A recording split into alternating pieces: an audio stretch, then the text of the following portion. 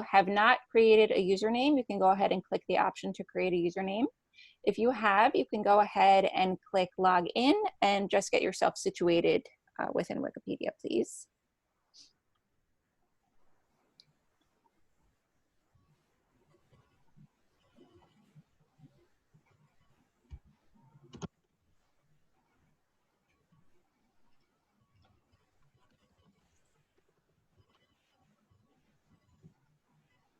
Okay, so I've started my screen share. The first few slides will be a bit of an introduction, so you can use this time if you haven't logged into Wikipedia yet to go ahead and do that. First, I just want to say thank you for having me. I'm so thrilled that I'm able to assist you with learning how to edit Wikipedia. I do know that we have a lot of IT professionals and other experienced individuals on the phone, and I'm glad that I can help you walk through this. A lot of the steps of editing Wikipedia will be may be familiar to you if you do work in other platforms. So hopefully you'll be able to pick it up. If you do have questions, of course, during the event, you're more than welcome to drop them in the chat. If I could just ask Mawish, I may not have a chance to look at the chat while I am training. So if I miss a question, if you wouldn't mind just unmuting yourself and calling my attention to it, that would be greatly appreciated. Sure.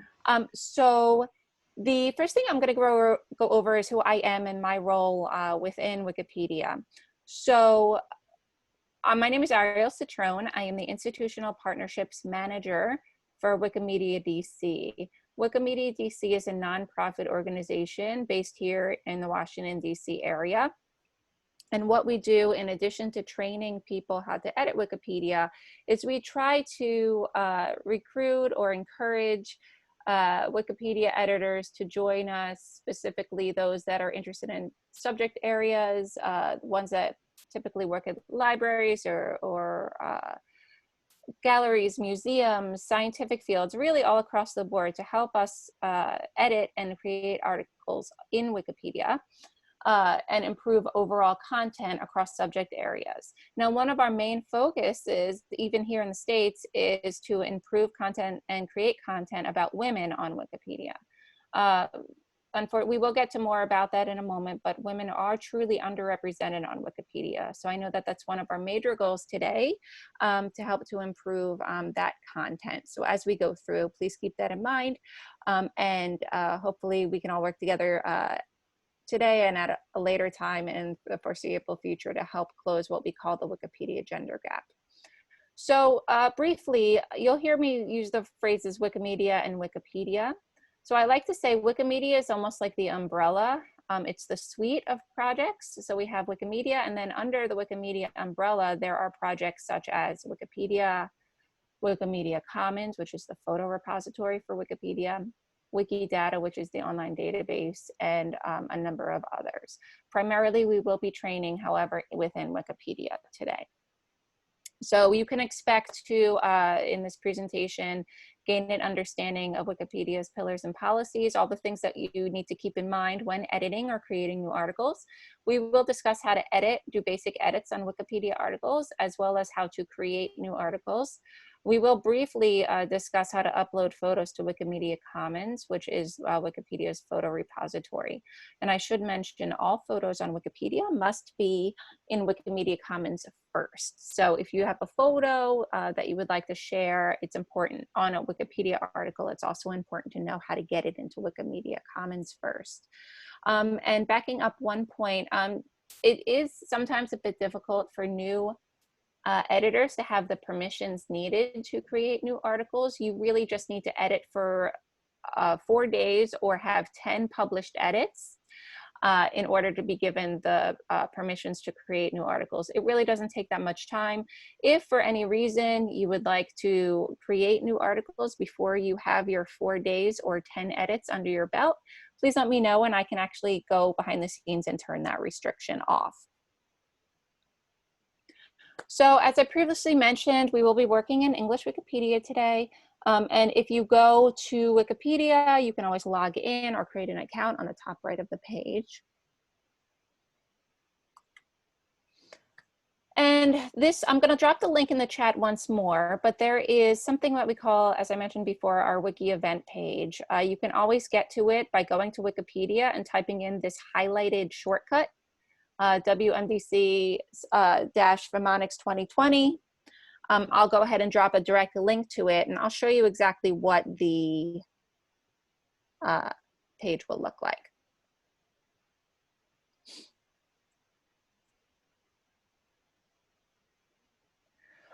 So our Wikipedia event pages are typically just landing pages for events that we do. I like to include some of the links to the full policies that we'll be discussing today. That way, if you have any questions once we've ended the session, you can always, of course, reach out to me or other Wikimedians globally, but you can also come back to this page and find links to the full policies. It also explains a little bit about chapters like Wikimedia DC, and there are other ones, again, around the world. It explains more about wiki projects, including Women in Red, which is a project on Wikipedia that aims to create articles about women. And I do know that they were an influential part of making this event happen. So we always like to definitely make sure that we mention them. And really, this should be a resource for you, like I said, today and tomorrow, today and in the future. So please don't hesitate to bookmark it and come back to it.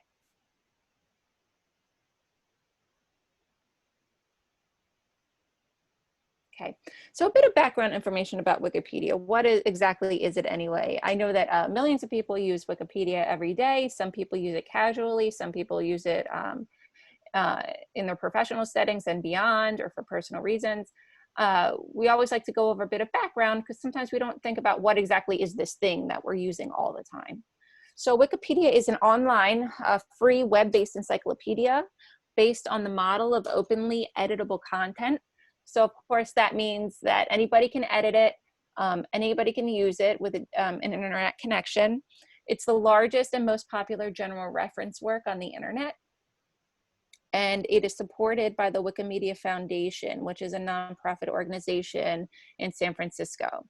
So of course, being a nonprofit organization, they need to raise funds. So if you've ever gone onto Wikipedia and they ask you for a donation, that donation does go to the Wikimedia Foundation, and the foundation uses those funds to support chapters like Wikimedia DC, as well as the hosting fees associated with Wikipedia and other expenses. So Wikipedia was co-founded by Jimmy Wales, and he has this great quote about the purpose of Wikipedia: imagine a world in which every single person has access to the sum of all human knowledge. That is really the goal behind Wikipedia, that the sum of all human knowledge, should be accessible. I apologize, I don't know what just happened here. Updates, fun. Let me get back to, okay. So the use of Wikipedia is free. Editing and reading Wikipedia is free, though like I did say, sometimes they do ask for donations. It is not required, but encouraged if you were interested in supporting the nonprofit organization that supports Wikipedia. The encyclopedia, Wikipedia, is created and edited by volunteers. Once you create a username, you are considered a volunteer. All edits are recorded forever, as in all wikis. And there are currently 6 million plus articles on Wikipedia in 270 plus languages. All content on Wikipedia is freely licensed without restrictions. That really means that anything that you write in Wikipedia, you are releasing into the public domain, which means that anybody can come along and copy and paste it or use it even for commercial purposes. So please keep that in mind when you're adding content to Wikipedia.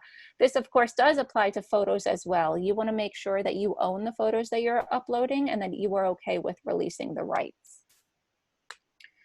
Wikipedia basics and policies. Now, these are the things that we would really like you to keep in mind when editing existing content or creating new content.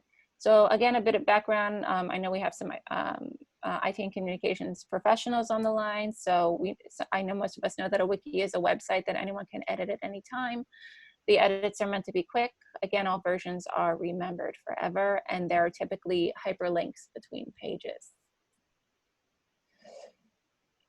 Specifically to Wikipedia, however, we ask that if you are editing Wikipedia articles, that you do your best to maintain a neutral point of view, that the article is written so that all sides can agree.